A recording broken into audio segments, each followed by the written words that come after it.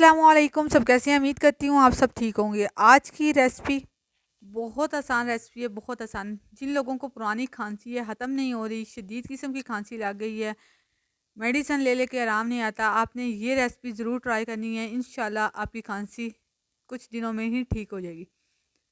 यहाँ पे मैंने इलायची ली है, 2 इलायची ली हैं, छोटे वाली ग्रीन इलायची। उनको एक ग्राइंडर मिक्सचर में डाला है। चने लिए हैं, ब्लैक चने, जिनका छिलका ऊपर से उतार लिया है, और इससे भी ग्राइंड कर लेना है। इलायची और चनों को इकट्ठा मैंने ग्राइंड किया है।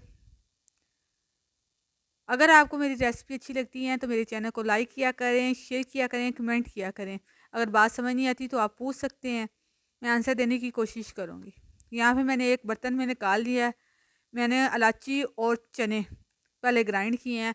अब मैं मिक्सचर में डाल के बादाम ग्राइंड करूँगी। ये देखें, अच्छी तरह आपने बिल्कुल चूरे की फॉर्म में बना लेना है इनका, बिल्कुल ये ग्राइंड हो जाए। ये देखें, आप बच्चों को भी दे सकते हैं, बड़ों को दे सकते हैं, बूढ़ों को दे सकते हैं। उम्मीद करती हूँ ये रेसिपी ज़रूर काम करेगी जिनको पुरानी खांसी है और आराम नहीं आ रहा।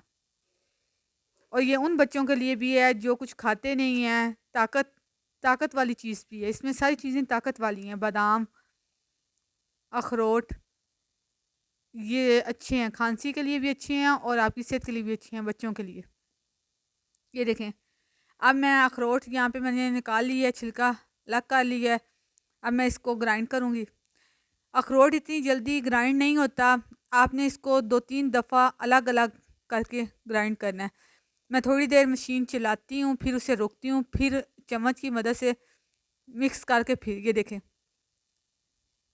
जो ग्राइंड हो चुका है उसे मैंने निकाल लिया है। जो रह गया फिर एक दफ़ा मिक्सचर में डाल के ग्राइंड करेंगे तो वो बिल्कुल चूरे की फार्म में हो जाएंगे। बादाम, अखरोट, इनमें ऑयल होता है तो ये थोड़ा सा स्लो इनका प्रोसेस चलता है।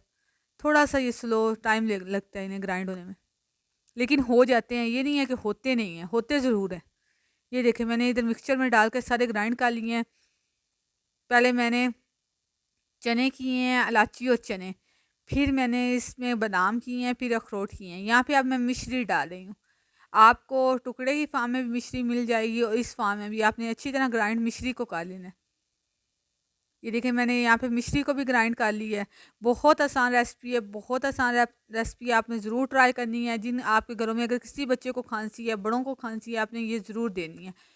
अगर आपके बच्चे कोई चीज़ खा नहीं रहे, उन्हें ताकत की कमी है, उनमें उन्हें चाहिए, तो आप उनको भी एक चम्मच दें, दूध के साथ दे दें, किसी चीज़ के साथ दे दें या वैसे भी दे दें, ये बेस्ट है।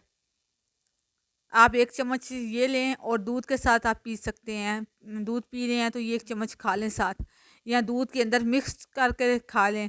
जैसे आपको बेहतर लगता है आप वैसे ट्राई कर सकते हैं। यहाँ पे देखें, मिश्री को भी मैंने डाल दिया है। आपने अच्छी तरह इन चीज़ों को मिक्स कर लेना है। किसी जार में, एयर टाइट जार में डाल के रख लें।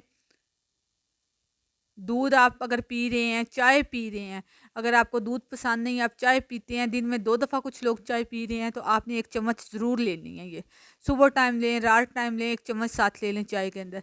अगर आपको वैसे खुश्क खाना पसंद नहीं है तो आप चाय के अंदर मिक्स करके खा सकते हैं, दूध के अंदर मिक्स करके पी लें, जैसे आपको पसंद है। आपने एयर टाइट जार में रख लेना है, सेव करके।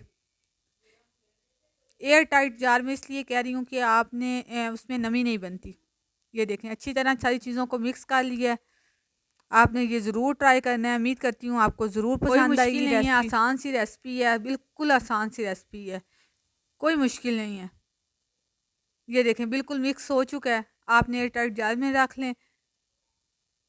4 चीज़ें 5 हैं और ताकत वाली चीज़ें हैं। चने हैं, चने डाले हैं। आपने उनको भुने हुए चने मिलते हैं शॉप से, उनका ऊपर से ब्लैक छिलका उतार लेना है, फिर ग्राइंड करना है। ये देखिए, यहाँ पे शीशे का जार लेना है, प्लास्टिक का जार नहीं लेना। प्लास्टिक के जार में डालेंगे तो स्मेल पैदा हो जाती है। हमेशा यूज़ किया करें ज़्यादातर शीशे के जार, उसमें स्मेल नहीं बनती। आपने ये ज़रूर ट्राई करना है। ओके जी, एक नई रेसिपी के साथ आऊँगी, एक नई वीडियो के साथ आऊँगी। तब तक के लिए अल्लाह हाफ़िज़।